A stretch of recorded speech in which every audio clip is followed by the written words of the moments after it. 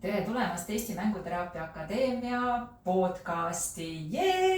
See on esimene omanäoline Eestis. Mina olen Sirli Kivisaar, olen mänguteraapia maaletooja Eestis, olen Eesti Mänguteraapia Akadeemia looja ja juht ja palju aastaid mänguterapeute koolitanud ja tegelikult ise ka mänguterapeutina vastu võtnud. Mina olen Signe Viira ja olen mänguterapeut. Ja Signe ka natuke koolitab ja Signe on tegelikult tagataskus veel igasuguseid erinevaid huvitavaid pädevusi, millest kindlasti me siin üht-teist ka kuuleme. Aga millest meie podcast rääkima hakkab või miks me üldse selle lõime? Eks me lõime ta sellepärast, et meil oleks ühelt poolt mänguterapeutidele midagi, mida nemad saavad kuulata ja loodetavasti siit midagi sellist enda jaoks kasulikku ka kõrva taha panna. Aga oleme mõelnud ka seda, et meie tahame, et teatud meie episoodid kõnetaksid ka näiteks lapsevanemaid või miks mitte teisi eriala inimesi, kes siis lastega tegelevad. Nii et meie plaan on selline, et meil on osad episoodid, mis saavad olema suunatud siis spetsiifiliselt mänguterapeutidele ja teised episoodid, mis on mõeldud laiemale üldsusele. Ja tahamegi siis teieni selliseid erinevaid, huvitavaid, põnevaid teemasid tuua, mis on seotud lastega, mis on seotud teraapiaga, võib-olla perekonnaga. Ja muidugi ega me ei jäta siia toomata ka selliseid põnevaid külalisi. Kas sul, Signe, on ka veel midagi selles osas, kas enda kohta või võib-olla mõni mõte selle meie podcasti kohta? Sul jäi loetelust välja, et kindlasti me räägime täpsemalt või rohkem kui mängust. Mis asi see mäng üleüldse on? Ja miks just mäng?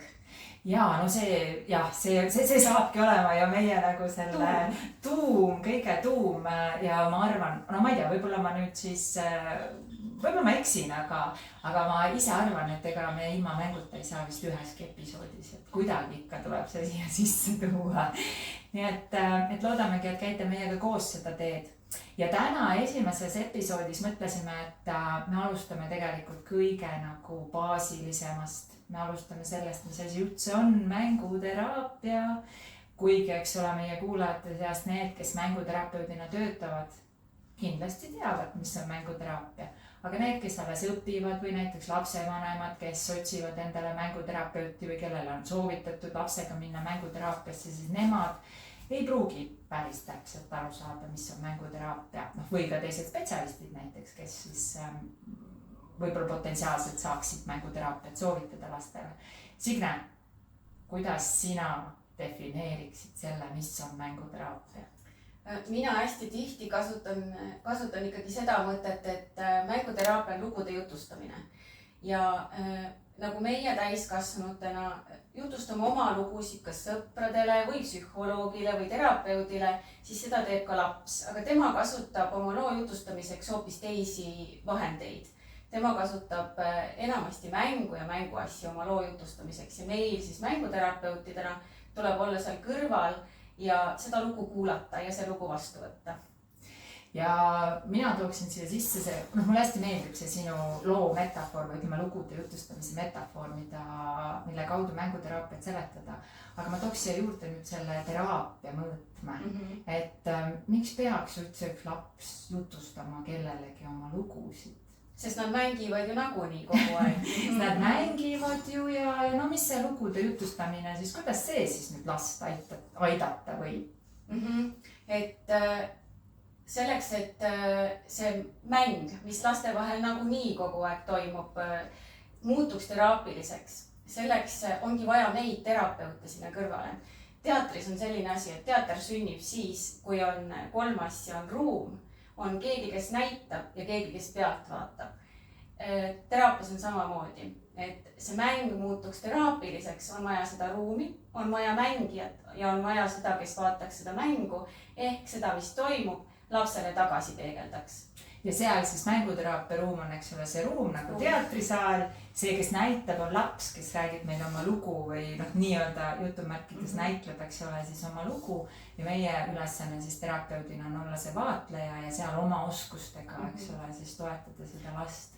Vaatleja, vastuvõtja ja ka peegeldaja. Ja võt see ongi mõnes mõttes see tundub ju niivõrd lihtne, aga teistpidi, noh, mina ise ka näen, kui ma mäletan oma kogemusest, aga ka seda, kui ma vaatan, noh, algavaid mänguterapeute või kes tulevad õppima, et tegelikult see terapeudi rollis olek, ega see ikkagi väga lihtne ei ole, sest et üks asi, mis seal on, seal teraapiaruumis, mis noh, tõenäoliselt igas teraapia valdkonnas on nii, või noh, mulle meeldiks mõelda, et on nii, on see, et tegelikult see terapeut pakub oma kohaloluga sellele lapsele midagi, mida noh, tõenäoliselt väljaspool seda ruumi niimoodi ei saa, mis on 100% kogu aeg see kohalolu. No 100% me ei suuda keegi, meil läheb ikka see tähelepanu niimoodi hajuma, aga see on üks asi, mida me mänguterapeutidena seal pakume ja kust tuleb ka juba see, kuidas öelda, see selline, noh, mis mõjutab omakorda, eks ole, seda protsessi, me oleme lapse jaoks täiega olemas. Aga noh, kui mõelda nende selliste ametlikumate definitsioonide peale, siis eks ole, mänguteraapia on selline teraapiasuund, mis on mõeldud siis noh, ütleme seal minimaalselt 3-aastastele kuni siis maksimaalselt 16-aastastele, kuigi võib-olla me võime seda vahemikku seal niimoodi natuke kitsendada äkki 4 kuni, ma ei tea, 13-14 aastani. No kuigi jah, see kõik sõltub, et ta on mõeldud jah, nii vanadele lastele ja see on selline teraapiasuund, mis on, või noh, meil siin Eestis on mittedirektiivne, mis tähendab seda, et laps juhib seda, mis mänguteraapia ruumis toimub. Vot see on ka üks asi, mis võib vist inimesi noh, panna küsima, et mis mõttes laps otsustab, millega mina mängin, mida mina seal ruumis teen. Et kus see teraapia on võib-olla see küsimus. Et minule meeldib siinkohal alati nagu mõelda selle peale niimoodi, et tegelikult kogu meie selline igapäevaelu, noh, suuremal või vähemal määral reeglina on täis mingisuguseid selliseid käske, keelde, õpetussõnu. Eriti lastel, kes viibivad kogu aeg täiskasvanute keskkonnas ja noh, eriti väiksed lapsed, kes on päevasel ajal lasteaias ja lasteaias on ka ju alati väga kindel struktuur ja päevakava ja seda iseenda olemise aega ja vabamängu aega on üsna vähe, et kes on lapsevanemad, siis lastel on tavaliselt lasteaiast tulles 2 muret. Üks on see, et peab magama, see ei meeldi tavaliselt lastele ja teine on see, et miks sa tulid nii vara? Mul jäi mäng mängimata, sest et hommikusel ajal on planeeritud tegevused ja õhtusel ajal tahaks tegelikult natuke niisama mängida. Ja siis, kui see võimalus tuleb, eks ole, siis nii-öelda võetakse see ära. Nii et jah, ja teine asi on see, et kui meil on laps, kellel on mingi, noh, ütleme mure on ju, või me oleme mures lapse pärast, siis tavaliselt ka see, kuidas nagu meid või ütleme last ümbritsev noh, keskkond, seal olevad inimesed, õpetajad, vanemad, vanavanemad, noh, ka tegelikult valdav osa spetsialiste ju jagab lastele reeglina kas mingeid õpetussõnu või öeldab, mida tohib teha, mida ei tohi teha. Ja siis, kui see laps jõuab sinna mänguteraapia ruumi või mänguterapeudi juurde, siis võibki olla imelik see, et aga mis mõttes, et teie selliseid asju ei teegi, teie neid ei jagagi. Aga minu küsimus on alati see, et kui need õpetussõnad ja kõik see, mida väljaspool seda ruumi on juba aastaid kasutatud ja igapäevaselt lapsega nii-öelda praktiseeritud, ei ole toonud loodetud tulemust, siis täitsa kindel võib olla selles, et ka siin teraapiaruumis sel moel lapsega suheldes me tulemust ei saa. Ehk et me peamegi tegema midagi teistmoodi. Ja see, mida me teistmoodi teeme, ongi see, et tegelikult me kõigepealt loome ju lapsega üldse suhte ja kontakti, sest alles siis, kui sa ju kedagi usaldad ja on kontakt, alles siis ju sa oled ka valmis ennast näitama, oma lugu jutustama, oma hinge võib-olla seal kuskil sügaval südames opis olevat lugu jutustada. Täiskasvanuna me teeme seda teadlikult, valime need lood, eks ole, ja otsustame, et täna on mul selline tunne, selline asi mõttes, ma räägin seda. Laps teeb seda ka mänguteraapias, aga ta teeb seda, eks ole, alateadlikult. Need lood tulevad läbi nende mängude ja läbi nende metafooride, nii et see on jah, lapse poolt juhitud protsess, mida me seal mänguteraapias siis teeme ja siis vastavalt sellele, mida see laps seal valib, eks ole, meie lihtsalt nagu lähme sellega nii-öelda edasi ja proovime sellest lähtuvalt teda siis tema teekonnal toetada. Ja see mittedirektiivsus sageli tekitabki seda küsimust, et kui hästi tihti vanemad tulevad vihateemadega, et aga kui laps ise valib, mida ta teha saab, et võib-olla siis ta ei saagi siin vihaseks, siis ta ei saagi tegeleda selle probleemi või selle mure või selle küsimusega, millega mina teie poole pöördun vanemana. Aga ma alati lisan ka vanematele juurde, et aga siis me vaatamegi seda, et mis asjad toob laps siia, sest laps võib-olla ei ole üldse kimpus oma vihaga. Laps ei ole võib-olla üldse kimpus selle murega, millega tuleb lapsevanem. Lapsel on hoopis oma mured ja tegelikult me seal ruumis tegelemegi nende asjadega, millega tuleb laps sinna, et me nii-öelda ei täida alati seda tellimust, mille me saame lapsevanemalt kõige esimesel kohtumisel. Aga see on hästi tore, sest selle tellimuse saab alati üle vaadata ja me saame alati seda üle vaadata just sealt punktist, et see oleks lapsest lähtuv. Ja see viha teema sa tõid nüüd sisse, see on tegelikult hästi vahva teema minu jaoks. Ja minu kogemus on see, et eks siin kuulavad mänguterapeudid saavad siis kas kaasa noogutada või pead raputada, aga reeglina need sellised vihaepisoodid nii-öelda, mida nähakse väljaspool mänguteraapia ruumis aset ei leiagi. Ja muidugi on ka ju selliseid olukordi, kus ütleme, et ongi a la see viha väljendub ainult seal lasteaia ruumis on ju, siis ega see mänguterapeut oma ruumist seal kaugjuhtimise teel saa seal seda ära võtta, et tegelikult ju viha on ainult sümptom, ega viha ei ole meil nii-öelda põhjusprobleemiks, et eriti lapse puhul kes on alles oma emotsioonide regulatsiooni õppimise teekonnal, väikelapsed alles alguses, suuremad lapsed ehk on juba kaugemale jõudnud, sõltuvalt sellest, kui suur tugi neil on olnud, eks ole, ka kõrval seda tehes. Et siis mis iganes on see, mis tema elus toimub, mis nii-öelda sellist sümptomit annab, see on see, millega laps ju mänguteraapia ruumis saab tegeleda. Ja kui täiskasvanud väljaspool seda teraapia ruumi ei suuda näppu peale panna ja aru saada, et mis asi see seal on ju, ja mingitel hetkedel siis üks asi mänguterapeut võib aidata ju vanematel seda lahti mõtestada, aga teine asi on see, et mänguteraapia ruum annab lapsele võimaluse nende seal taga olevate selliste mõjutajatega tegeleda. Ja näiteks on ju, et kui lapsel on, me kõik sünnist alates, mis me oma arengus, kuhu me püüdleme, iseseisvuse poole püüdleme. Ainult iseseisvamaks kogu aeg. Ja kui meil on siis mõni laps on veel sellise suurema iseseisvuse, eks ole, vajadusega või siis on seda niimoodi piiratud, et ta peab välja näitama, et ta vajab seda rohkem. Aga kui me mõtleme ju tegelikult mitte ainult väikelapse peale, aga mõtleme ka seal koolilapse peale, siis kui suur osa tema sellisest igapäevast, ta saab iseseisvalt mingeid otsuseid teha. Tegelikult päris palju on ikkagi täiskasvanute poolt ju ette antud. Ka see väike laps ei saa valida, kas ta läheb lasteaeda või mitte. Ta peab sinna minema, tahab ta seda või mitte.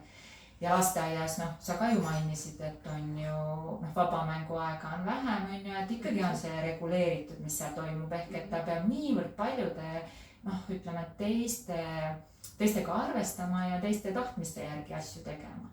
Ja mõni laps siis näiteks ongi temast seda viha ja trotsi sellepärast, et ta vajab seda võimalust ise otsustada, ise valida ja siis võib näiteks sellisel juhul mänguteraapia ruum, kus temal on see võimalus ka väga mõnusalt anda tulemusi sümptomite leevenemise osas sealt mänguteraapia ruumist välja poole. Et mul selline mõte tuli sellega seoses. Ja, et selles mõttes ju need piirid ja selline päevastruktuur on lapsele igati vajalik, et see loob sellist turvatunnet, aga mis mänguteraapiasse mittedirektiivsuse lapse juhtimine kaasa annab, ongi see, et laps saab tunda, et ta saab natukene oma elu kontrollida. Ta saab natukene kontrollida seda, mis tema ümber toimub, ta saab natukene otsustada, et see otsustus seal mänguteraapia ruumis on alati selline, mille vastutust laps jõuab võtta, mida ta jaksab kanda ja ta saab selle raskuse ise alati endale valida seal. Et sageli igapäevases elus me ei annagi lastele liiga palju otsustust ja vastutust nendes kohtades ka, kus ta seda tegelikult jaksaks teha. Et see on lihtsalt siuke iseenda tugevuse avastamise ja katsetamise ja kinnitamise ja kinnistamise koht, see mänguteraapia tuba lapsele. ja see on, kui oluline see on, noh, ma mõtlen kohe siin ka täiskasvanute peale, eks ole, et tegelikult see, noh, kui ka see kontroll nii-öelda oma elule võib olla ainult näiline, kui me niimoodi mõtlema hakkame, on ju, siis tegelikult me kõik vajame seda tunnet, et me saame midagi mingil määral, on ju, oma elus võib-olla endaga seoses kontrollida. Ja sellises turvalises kohas, et ma saan hakkama, just see tunne, mis lapsed sealt saavad, et ma saan hakkama, ma saan sellega hakkama, et noh, eriti kui lastel tuleb see mina ise kasvamise periood 3-stel, 4-stel, et justkui pea jõuab ette sellest, mida keha veel teha ei saa, et siis seal saab seda katsetada, et milleks ma olen võimeline, mida ma juba oskan ja ma saan olla suur, kui ma tahan. Ja.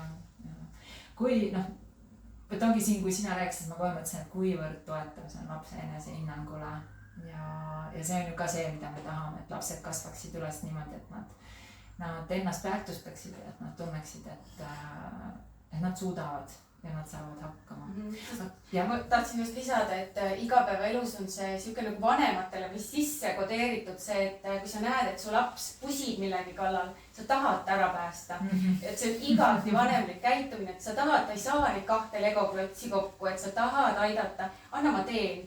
Ja eriti, kui ta veel läheb selle juures närvi ja laps läheb on ju pahaseks, võib-olla hakkab nutma, kui ta seda teeb.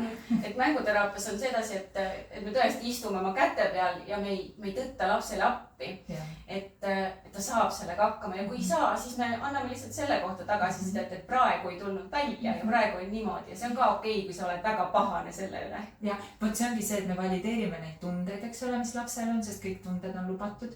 Ja teine asi, me anname lapsele ka võimaluse tulla toime, eks ole, nende nagu pettumustunnetega on ju ja sellega, et vahel ei tulegi kõik asjad välja.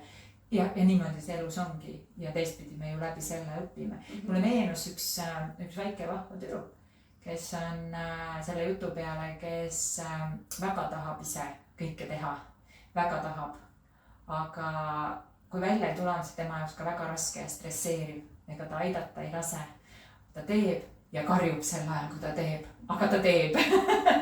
Ja muidugi vanemal on ju seal kõrval väga-väga raske olla, no miks sa pead karjuma, miks sa pead niimoodi tegema, no. Aga see on see, kuidas ta laseb oma selle stressi ja selle pinge välja ja selle raskustunde. Ja noh, teine, eks ole, nutab on ju ja seeläbi tuleb see stress välja, aga ta teeb selle ära. Kuule, mul tuli siin veel üks mõte selle mänguga seoses, ma viskan küsimuse õhku. Et see on ka üks teema, eks ole, mida küsitakse ja mille üle mõeldakse, et no mänguteraapia, laseme lapsed seal mängida. Et kas siis mitte iga mäng ei ole terapeutiline? Sa mõtled mänguteraapia ruumis või üleüldse kõik, mida lapsed mängivad? Terapeutiline kindlasti iga mäng ei ole, aga mida ma saan öelda, iga mäng on kindlasti õpetav lastele. Niimoodi, et lapsed ise sellest arugi ei saa, et nad ise arendavad ennast kogu aeg läbi mängimise. Seal hakkab tööle selline asi nagu lähim arengutsoon, mis tähendab seda, et laps läbi mängu valib endale alati natuke raskemad ülesanded, mingid sellised teemad, millest tal on vaja aru saada, mis tal on vaja enda jaoks lahti mõtestada. Et kas ta õpib seal kokkuleppeid tegema, reegleid järgima, teistega arvestama, et see kogu aeg on tegelikult õpetav lapse jaoks. Aga ta ei ole õpetav sellises akadeemilises mõttes, et me nüüd õpetame lapsele midagi selgeks. Laps ise õpib. Siin on ülesanne, tee nii ära, kui annad õige vastuse, siis oled ära õppinud. Ja ta ise arendab ennast kogu aeg läbi mängu ja see toimub ainult läbi vaba mängu ehk läbi selle mängu, mida laps ise juhendab. Aga millal siis see mäng muutub terapeutiliseks, ongi see, kui seal on nagu vastuvõtja. Ja läbi selle vastuvõtja saab see mäng hakata muutuma. Et kui lapsel on mingi suur mure või mingi asi, mis tal on vaja läbi selle mängu ära lahendada, et ta mängib seda mängu nii kaua, kuni see asi selle sees on lahendatud. Ja kui seda vastuvõtjat ei ole või see vastuvõtja võtab selle mängu justkui valesti vastu, see tagasipeegeldus ei ole päris see, mis aitaks selle lapsel edasi minna sellest kohast. Siis see mäng jääb nagu korduma. Aga kui see vastuvõtja on hinnangute vaba ja ta ei loo sinna oma mingisugust lugu või asja taha lapsele, siis see mäng saab hakata edasi liikuma. Mina olen enda jaoks seda niimoodi mõtestanud, et sellest loost nagu edasi minna. Ma ise mõtlen, et täiskasvanutel on ju samamoodi. Kui mul on mingi mure ja ma lähen seda kellelegi rääkima ja mulle pakutakse lahendusi või mulle hakatakse ütlema, et sa oled seal seda valesti teinud, siis ma lähen järgmise juurde ja tahan seda lugu uuesti jutustada. Kuni selle hetkeni, kuni keegi kuulab ära ja ütleb sulle vastuseks, et sul on vist tõesti raske. Või noh, lihtsalt kuulab ära ja mõistab, sa tunned, et ta mõistab, ta saab aru. Kui sa seda kirjeldasid, siis minule meenus ka see, et üks asi on see, eks ole, et ma mängin nii kaua, kuni keegi mõistab, aga teistpidi on ka see, et seal on ka ju vajadus, näiteks eriti jälle võtame kriisis inimese, kui on täiskasvanuga tegemist, siis ega kriisi läbiva inimese kõrval on väga raske olla toetajana, sest ta räägib kogu aeg ühte seda sama asja. Aga see ongi vajalik sealt kriisist välja tulemiseks ja läbimiseks. Ja võt laste puhul ka näiteks, kui nad on kogenud mingit traumat või mingisugune, mingi raskus on nende elus, siis tegelikult neil on vaja ka seda lugu nii-öelda rääkida.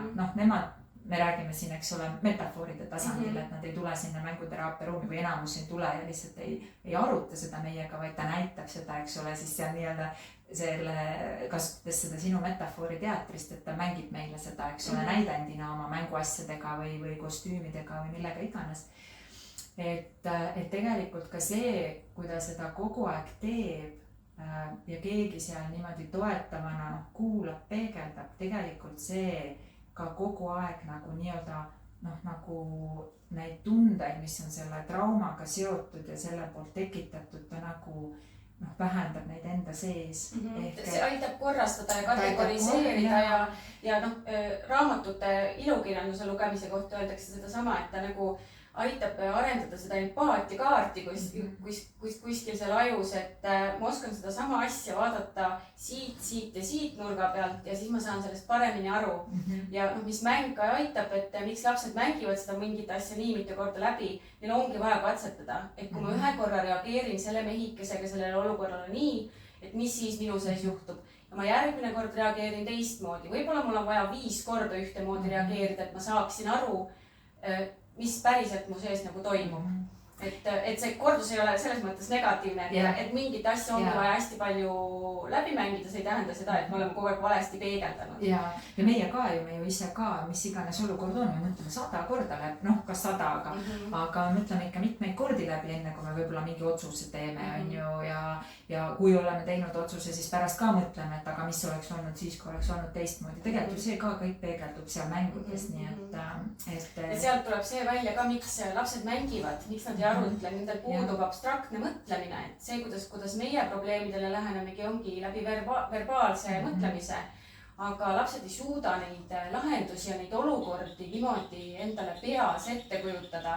Nad justkui tõstavad selle asja enda seest välja, nad panevad selle läbi mänguasjade enda ette ja siis hakkavad samamoodi arutlema, nagu meie teeme enda peas, aga nemad teevad lihtsalt seda läbi mängu ja läbi mänguasjade. Ja samamoodi siin võib-olla lihtsalt täpsustada, et teevad läbi mänguasjade ja meie ei suuna neid rääkima iseendast ja sellest, et kas see on sinu probleem. Sest et laste jaoks, ka täiskasvanute jaoks on see, et ikka on ju osad naljad, et tullakse niimoodi, et kuule, et mul üks sõber tahab teada, et me ei taha alati rääkida sellest niimoodi otse, mis on meie mure, on ju. Nii et nad samamoodi lihtsalt näitavad seda meile läbi nende mänguasjade, mis võib, aga ei pea olema nende probleem. Nad ju mõtisklevad seal mänguteraapia ruumis ka lihtsalt eluliste teemad üle, millegi üle, mida nad on kuulnud, mida nad on telekast näinud, on ju, mida vanemad on näiteks, ma ei tea, rääkinud. Et sellepärast üks asi, mida me mänguteraapias ei tee, meie ei interpreteeri. Me interpreteeri lapse mängu, sest et me ei saa öelda, mis see täpselt on seal, me ei tõlgenda, me ei saa öelda, mida ta täpselt seal parasjagu, millega ta tegeleb. Me võime vahel aimata, aga me ei saa 100% neid asju väita. Ja see ongi see, et kui lapsed tõstavad selle mängu või selle loo sellesse kolmandasse isikusse ehk nendele mänguasjadele, siis see loob neile sellise turvatsooni, mis annab võimaluse igal hetkel see mäng iseendaga siduda oma sees, mitte meie jaoks. Ja igal hetkel öelda, et ei, see toimub ainult nende mänguasjadega. Ja see on nagu mitte meile kinnituseks, aga just neile endale, et see toimub ainult nende mänguasjadega. Et sageli lapsed teevad seda siis, kui see asi, mida nad läbi mängivad, on väga hirmutav või väga tähtis või väga sügav, väga suur.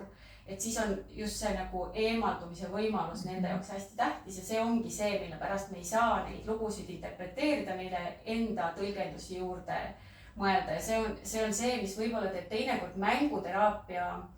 mänguteraapias toimuva selgitamise lapsevanemale keeruliseks, et ma ei saa võtta mängu ja seda ümber jutustada, kuna siis tekib sinna juba järgmine tõlgendus. Minu tõlgendus pluss siis veel lapsevanema tõlgendus on ju, et jah. Kusjuures ma tulen tagasi selle küsimuse juurde, et kas mäng on teraapiline, et mina ütleksin isegi nii, et ja noh, mida ka kirjandusest võib lugeda, et tegelikult igasugune mäng, noh, me võime öelda, et on teraapiline.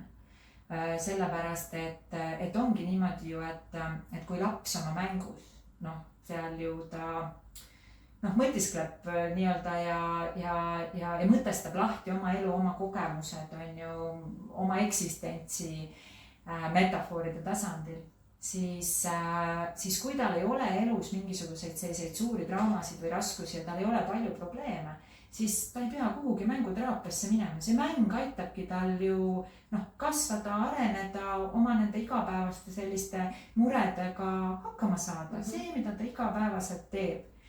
Ja lihtsalt kui neid muresid tema elus on palju, on ju, erinevaid mõjutajaid, siis võib juhtuda lihtsalt nii, et see mäng, mida ta niimoodi, mida lapsed teevad või võiksid teha igapäevaselt, see vaba mäng, et kui sellest enam ei aita, võt siis on see koht, on ju, kus tuleb see teraapiat nii-öelda juurde, nii et tegelikult võiks ju öelda, et võib-olla ma ei mõtlegi seda kui sellist teraapiat, kui miski nagu toimib nii-öelda hästi ja kus sekkumist ei ole vaja, aga lihtsalt mis tähendab seda, et tegelikult laseme lastel mängida ja siis saavad päris paljud asjad ennetatud. Kas siis võib kokku võtta, et iga mäng on teraapiline, aga iga mäng pole mänguteraapia. Jah, just, iga mäng on teraapiline või mulle meeldib see mõte, aga iga mäng ei ole mänguteraapia. Mänguteraapia toimub siis, kui on välja õppinud spetsialist, eks ole, kes täpselt oskab peegeldada, kes oskab reageerida, kes oskab mitte tuua lapse tasandile, eks ole, ja oskab toetada seda mängu nii, et see kulgeb nagu edasi, eks ole, ei ole takistatud, et sealt see vahe sisse tulebki ja ega seda vahet teha või õppida tegema ei ole lihtne, et igasugust mängu ju kasutavad igasugused erinevad spetsialistid ja tegelikult see, mida kasutab, ma ei tea, sotsiaalpedagoog, eripedagoog, õpetaja, psühholoog, arst, õpetaja on ju, ongi, et oleneb, mida nad teevad, mis mänge, ega neid, mida nemad nii-öelda juhivad, samamoodi toetavad lapsi, ega siis ei ole nii, et ei toeta või ei aita ja sealt kaudu saavad lapsed endale mingisuguseid võib-olla ideid ka. Aga teistpidi jällegi igasuguse mängu puhul see lapse enda nagu soov ja tahe mängida on ikkagi oluline, sest mängu definitsiooni juures üks oluline asi, mille osas vist küll keegi ei vaidle vastu, on see, et see peab olema nauditav ja see peab olema miski, mis mulle endale meeldib. Et kui ma mängin mingit mängu sunniviisiliselt ja see mulle ei meeldi, siis ega ma sealt reeglina ka midagi väga kaasa endaga ei võta. Et see paneb nagu küsima, et mis mängud ja kuna ja millal on ju millistele lastele. Aga jah, et tegelikult see, eks ole, kui keegi lastega tegelev inimene mängib lapsega või kasutab mingeid mänguasju, siis see ei ole mänguteraapia. Tema kasutab seda oma nii-öelda eesmärgi nimel, aga lihtsalt lapsega mängimine, ma arvan, on alati teraapiline lapse jaoks. Eriti kui seda teevad talle oluliselt ja lähedast inimesed.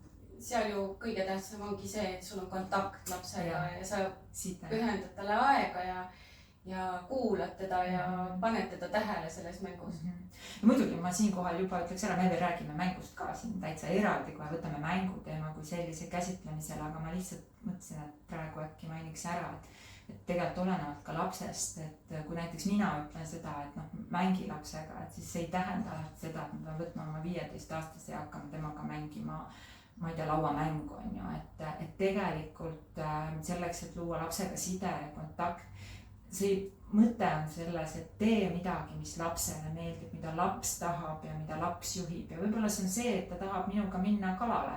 Ta tahab minna minuga rattaga sõitma, ta tahab lihtsalt on ju minuga rääkida, istuda autos mu kõrval ja rääkida tund aega on ju, et ka see on, sest mäng on kõik, mis võetakse ette mängulise meeleseisundiga. See ei tähenda seda, et see peab olema lauamäng või see peab olema mingisugune kindel nagu harjutus, mida ma lapsega läbi teen, et see mõte mul nagu tuli ka veel. Ja, et mitte vanemaid muretsema panna, et vahest vanemad ütlevad, et ma ei oska mängida, et aga tehke siis midagi muud koos, et seda, mis meeldib vanemale ja seda, mis meeldib lapsele, et teinekord on ka niimoodi, et kui ma väga sunnin ennast tegema seda asja, mida ma ei oska või üleüldse ei taha teha, et laps tunneb selle ka ära sealt, et kui sa üldse ei oska, ei taha mängida, seda pole sinu sees.